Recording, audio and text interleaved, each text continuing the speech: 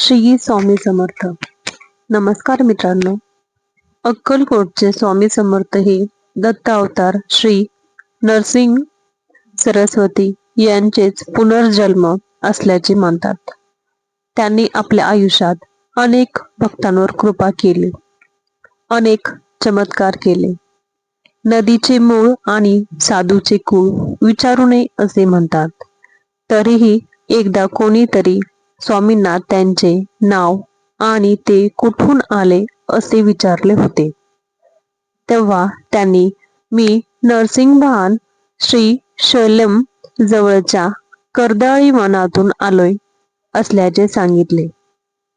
त्यांची प्रकट होण्याची कथा अशी आहे.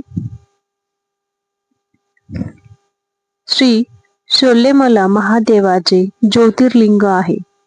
तेथे जवळच कर्दळीच्या वनात स्वामी समर्थांनी अनेक वर्ष एकाच जागेवर तपश्चर्या केली.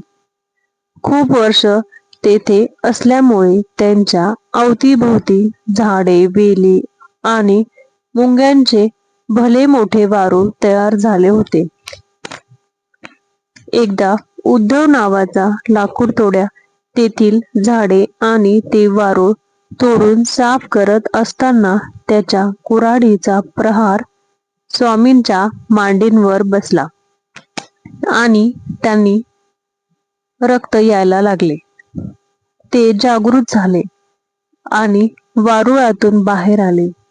अशा तपस्वी माणसाला आपल्याकडून कुऱ्हाड लागल्यामुळे तो लाकूड तोड्या घाबरला आणि क्षमायाचना करायला लागला.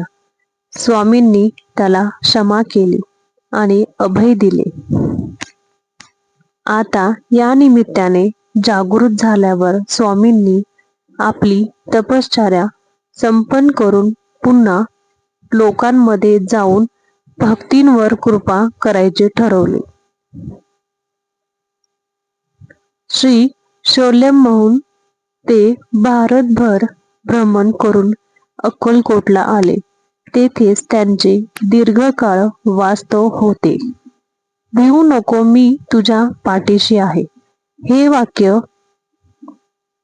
हे त्यांचे प्रसिद्ध वाक्य भक्तांना सदा सर्वदा त्यांच्या कार्यात बळ देते, भीती आणि संकटावर मात करायचा विश्वास देते.